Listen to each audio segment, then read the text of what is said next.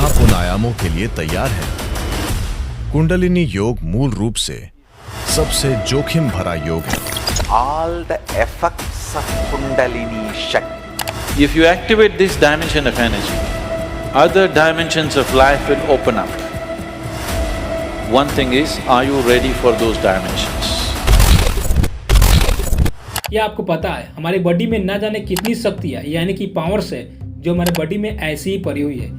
जैसे कि एक शिप के अंदर दुनिया की सबसे खूबसूरत और कीमती मूर्ति होने के बाद भी उसे इस बात का अंदाजा नहीं होता कि उसके अंदर कितनी कीमती वस्तु पड़ा हुआ है। वैसे ही इंसान में ऐसी कई सुपर पावर्स होते हैं जो नॉर्मल इंसान उसका यूज नहीं कर पाता, जैसे कि कुंडलिनी शक्ति। अगर आपने इसका यूज करना सीख गए तो दुनिया की कोई भी ताकत आपको हरा नहीं सकती। लेकिन आगे बढ़ने से पहले एक डिस्क्लेमर है कि सातों चक्रों को ओपन करना या कुंडलिनी शक्ति को जागृत करना कोई बच्चों का खेल नहीं है, इसलिए जल्दीबाजी में या दबाव देकर इसे ओपन करने या जागृत करने की कोशिश ना करें। अपने आसपास के कूड़ा कचरा को तो साफ कर लेते हो, बट अपने बॉडी के 7 चक्रों की सफाई करते हो?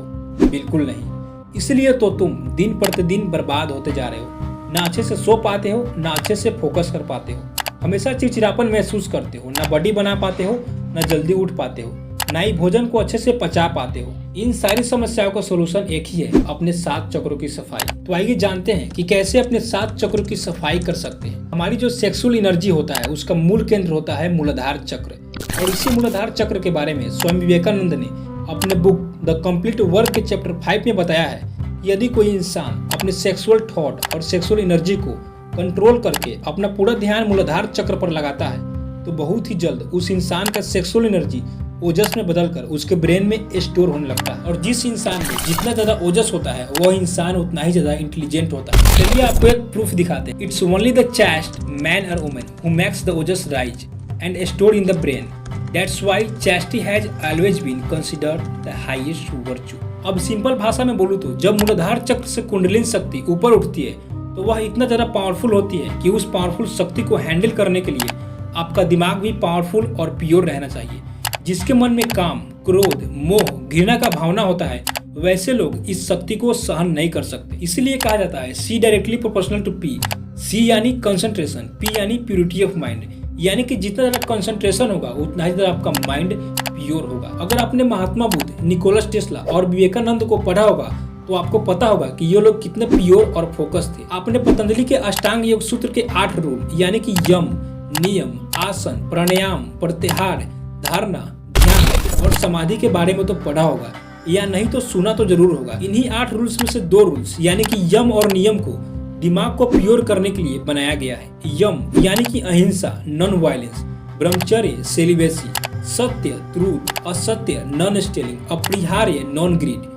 नियम यानी कि शौच, क्लीनलीनेस, तप, ऑस्टेरिटी, संतोष, कंटेंटमेंट, स्वाध्याय, सेल्फ इंप्रूवमेंट। अगर कोई इंसान इन सारी डिसिप्लिन को फॉलो करता है तो अब वह इंसान धीरे धीरे कुछ आंतरिक शक्तियां महसूस करने लगता है और उसका दिमाग पहले से ज्यादा इंटेलिजेंट और प्योर हो जाता है। लेकिन आज की इस मॉडर्न युग में इस डिसिप्लिन को फॉलो करना बहुत कठिन है। इसके लिए मैं एक जुगाड़ लगा दिया हूँ, लास्ट तक देखो, पता चल जाएगा। कि आपने कभी सोचा है कि हम लोग हमेशा 7 चक्रों को ओपन करने की बात क्यों करते हैं?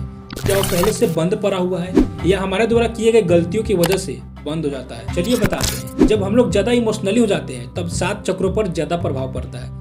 ज्यादा डरने से मूलाधार चक्र ब्लॉक हो जाता है, और अधिक गिल्टी से स्वादिष्टान चक्र, और ज्यादा शर्माने से मणिपुर चक्र ब्लॉक हो जाता है। ज्यादा दुखी होने से अनाहत चक्र, और खुद से झूठ बोलने से विशुद्धि चक्र ब्लॉक हो जाता है। और जब हम लोग ज्यादा भ्रम करने लगते हैं तब आज्ञा चक्र, और अधिक मोह करते हैं तब सहस्रा चक्र ब्लॉक हो जाता है। अगर आप वास्तव में अपने चक्रों को खोलना चाहते हैं तो सबसे पहले आपको अपने बॉडी के नाड़ियों के बारे में जानना होगा, क्योंकि नाड़ियों के माध्यम से ही आपके बॉडी में एनर्जी का प्रवाह होती है। हमारे शरीर में एनर्जी के लिए 3 नाड़ियां होती है, हीरा नाड़ी, पिंगला नाड़ी और सुषुम्ना नाड़ी। और यही सुषुम्ना नाड़ी कुंडलिनी शक्ति को जागृत करती है। लेकिन एक सामान्य इंसान में सुषुम्ना नाड़ी बंद होती है।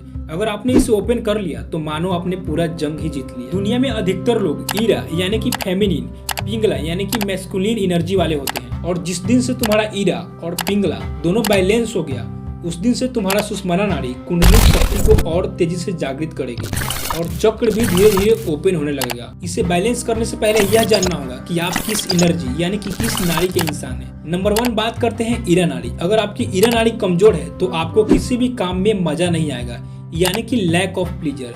आपके अंदर इमोशन की कमी होगी, यानी कि लैक ऑफ इमोशन। आपके अंदर डिसिप्लिन, लॉजिक, यानी कि आप किसी भी काम को करने के लिए जल्दी डिसीजन नहीं ले पाओगे, यानी कि लैक ऑफ लॉजिक। आप हमेशा किसी बात पे कंफ्यूज हो जाओगे, यानी कि लैक ऑफ कंफ्यूजन। बट अगर आप इसे बैलेंस और इम्प्रूव करना चाहते हैं तो आपको करना होगा चंद्रभेदी प्राणायाम।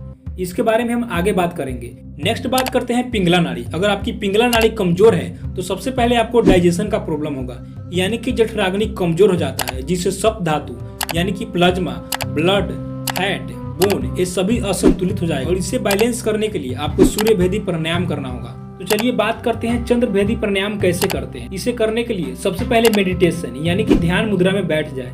उसके बाद गहरी सांस ले, फिर अपने हाथ के अंगूठे से अपने राइट नोस्ट्रल को बंद कर ले। इसके बाद 2 से 3 सेकेंड तक सांस को अंदर रोक कर रखे, फिर अपने बाएं नोस्ट्रल को बंद करके राइट नोस्ट्रल से धीरे धीरे सांस को छोड़ दे। इसके बाद आता है सूर्यभेदी प्राणायाम। इसे करने के लिए आपको इसके उल्टा करना है, यानी कि दाहिने नोस्ट्रल से सांस लेना है और बाएं नोस्ट्रल से सांस को छोड़ना है। जब आप खुद के सांसों पर ध्यान दोगे तो आपको पता चलेगा कि आप में से ज्यादातर लोगों की सांसें एक रिदम यानी कि एक लय में नहीं चल रही है। इसलिए आपको एक लय में सांस लेने के लिए आपको सांस लेते समय अपने मन में एक बार ओम बोलना है और जब आप सांस छोड़ोगे तो उस समय भी आपको ओम बोलना है। जब आप ऐसा करोगे तो आपका ध्यान बाकी चीजों से हट करके ओम में सिंक हो जाएगा। इसके अलावा जब हम डीप स्टडी करते हैं तो हमारे मूलाधार चक्र में धीरे धीरे एनर्जी जाने लगती है। चलिए एक प्रूफ दिखाते हैं। आफ्टर डीप स्टडी और meditation on external object the part of the body where the Muladhara centre is situated gets heated. इसलिए ऐसा नहीं है कि केवल घंटों मेडिटेशन करके या सन्यासी बनने से ही आप मूलाधार चक्र को ओपन कर सकते हो। इसलिए अगर आप चाहो तो स्टडी के साथ भी अपने मूलाधार चक्र को ओपन कर सकते हैं। लेकिन जो लोग स्टडी नहीं करते हैं उनको क्या करना है, वे लोग कोल्ड शावर यानी कि ठंडे पानी को नहाते समय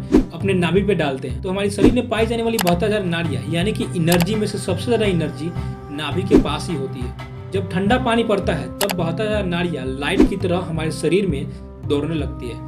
ऐसा रोज करने से आपकी ब्लॉक चक्र धीरे धीरे ओपन होने लगेगा। लेकिन आपको ये सब करना मुश्किल लगता है तो आप नंगे पांव टहल सकते हैं, यानी कि बिना चप्पल जूते के, क्योंकि मूलाधार चक्र का पहला सोर्स धरती ही होता है। अगर एक बार मूलाधार चक्र ओपन हो गया तो आप डीप स्टडी, फोकस, कंसंट्रेशन आसानी से कर पाओगे और आपकी एनर्जी पूरी बॉडी में आसानी से प्रवाह होगी, जिससे आपका बॉडी हमेशा स्वस्थ रहेगा और आप हमेशा स्पेशल फील करोगे और आप जो काम करोगे उसमें 100% सक्सेस मिलेगी। आज के लिए इतना ही, मिलते हैं किसी नेक्स्ट वीडियो में, तब तक के लिए धन्यवाद।